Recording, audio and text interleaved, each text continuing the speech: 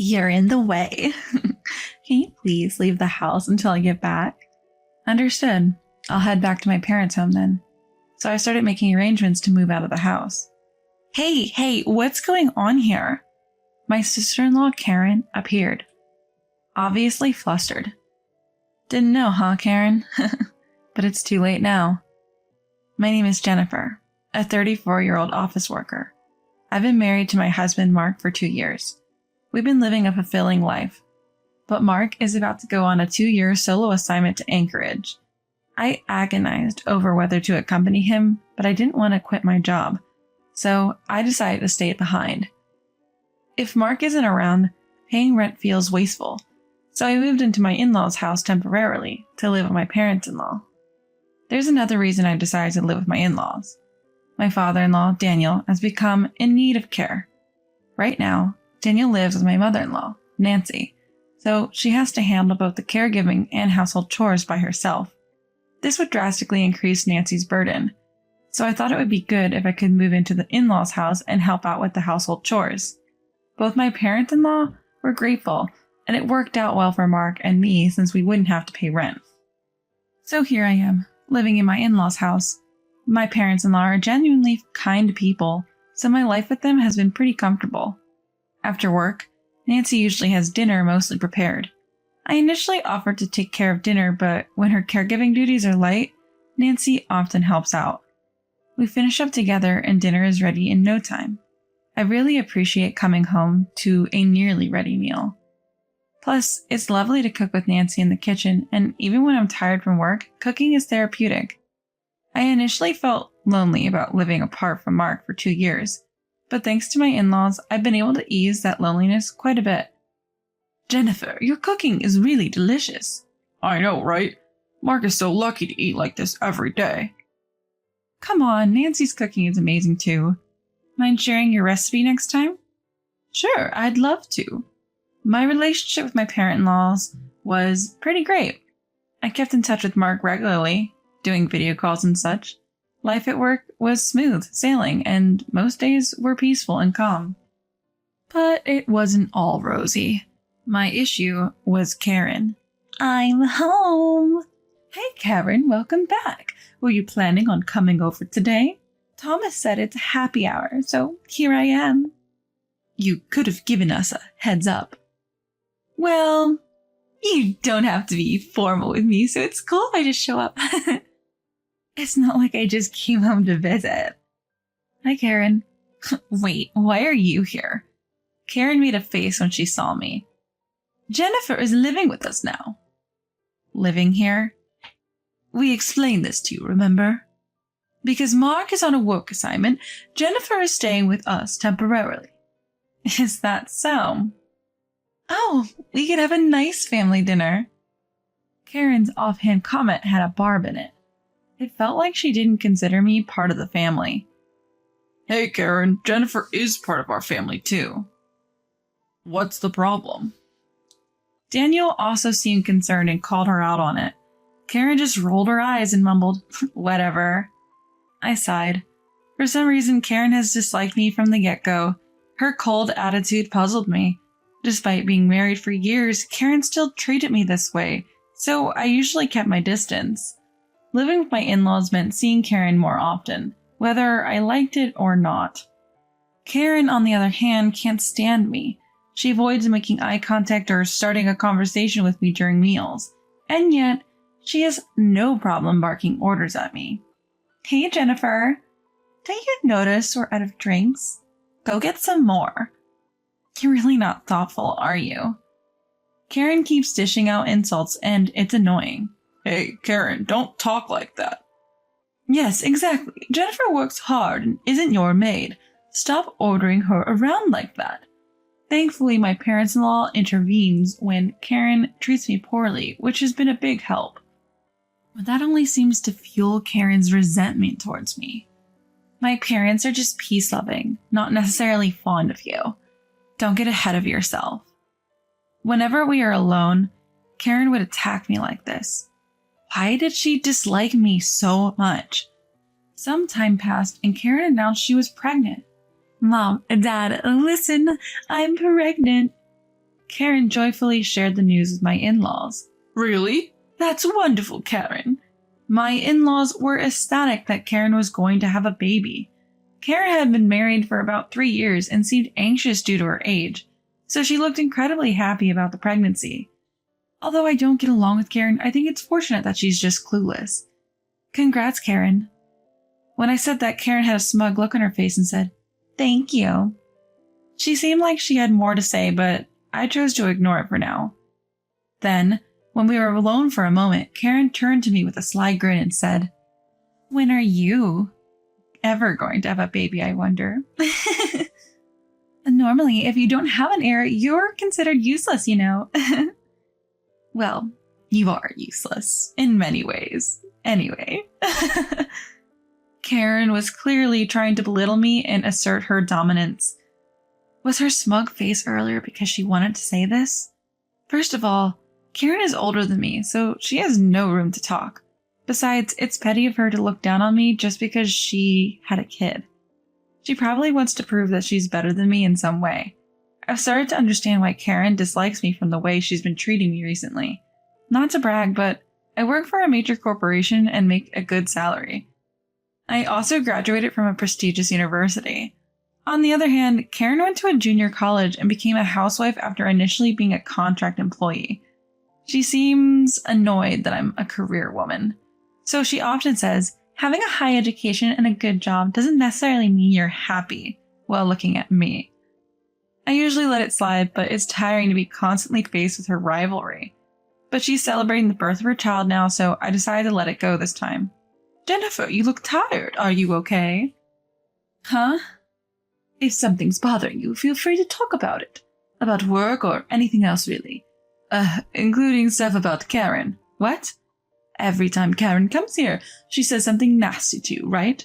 I can watch her when Daniel and I are around, but I've been worried about you when you two are alone." Nancy. I was such that Nancy had been watching out for me.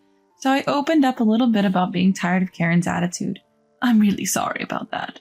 Nancy apologized on Karen's behalf, but it's not Nancy who's in the wrong. Karen's the one with the problem, constantly competing and picking fights with me. You have nothing to apologize for, Nancy. Even just talking about it like this makes me feel a little bit better. Really, I'm sorry I couldn't be more helpful. I felt a bit guilty for making Nancy feel down. Basically, or rather, 100% of the problem is with Karen, but I realized that I needed to address this issue somehow. Then something happened that made me lose my temper. One evening, after dinner, my phone rang. I was about to answer, but I froze when I saw the screen. Karen's name was displayed surprisingly. "Oh, it's Karen. What could she possibly want?" Who knows? I'm sure it's something unpleasant, but since Nancy saw the screen, I can't avoid answering it. "Hello?" "Hello, Jennifer? Could you move out for a while?" "What?" I accidentally raised my voice. Nancy, who's next to me, looks at me with concern. I might as well let her hear what Karen is saying. I switched the phone to speaker mode. Karen's voice is now clearly audible to Nancy as well. "What do you mean, move out?" "I'm planning to go back to our hometown to give birth." I glance at Nancy. Nancy shakes her head, indicating she wasn't aware of this. "Have you discussed this with Nancy and the others?" "I'm going to." I'm sure they'll agree, so I'm not worried. I'm flabbergasted at Karen's selfish reasoning. In any case, you being here will be in my way. "Excuse me? You're just in the way." "Why do you dislike me so much?" "What's prompting you to constantly criticize me?" "You're so annoying, always acting like some career woman. Plus, it's irritating that you're friendly with my parents. Mom and Dad are just falling for your act. They're clueless, you know." Wait, why are you talking like this? Nancy and the others have been so kind to me, and I'm truly grateful. Huh. I bet you're after Dad's inheritance. All the inheritance will be mine. I have no intention of sharing it with you or Mark. I'm shocked by Karen's words. Nancy, who's been listening, is also speechless. Karen, that's too much. I thought you cared more about that family, about Daniel and the others. Huh? Our parents are just cash cows to me. I'll outlive them, so it's only natural. Karen, that's just cruel. Shut up. I don't want to hear it from you. I know how conniving you can be. Being around someone as toxic as you will ruin my unborn child's character. That's why I don't want to be around you. Please leave the house until I return. How selfish can one person be? Then Nancy opens her phone's note app and types, "Just say you'll leave. Don't worry, I have a plan," and shows it to me. So urged by Nancy, I say, "All right, I'll go back to my parents' house." "Please do. Let me know as soon as you leave, but try to leave as soon as you can.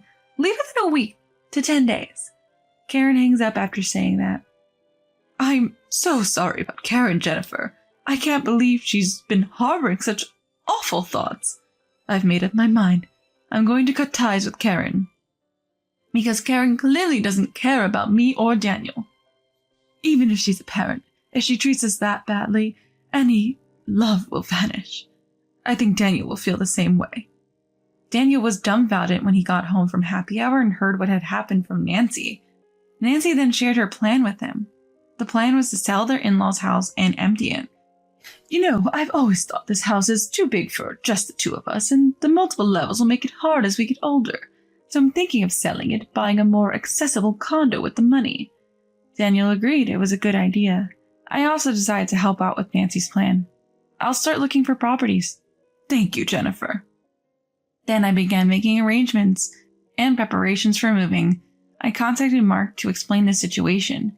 Mark was taken aback but ultimately agreed. We quickly finished moving.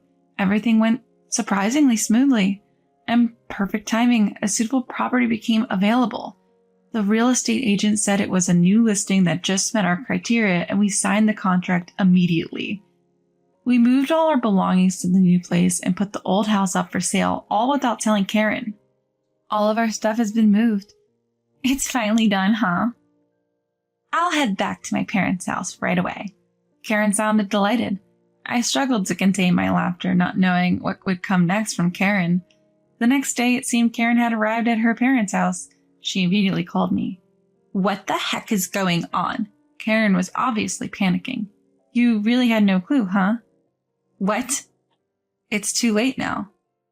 Daniel and the others have moved." "What? I didn't know about this." "Why?" "People usually tell their family when they are moving." It seems Nancy was quite shocked. Shocked to realize you only saw her as a cash cow? "What? You told her?"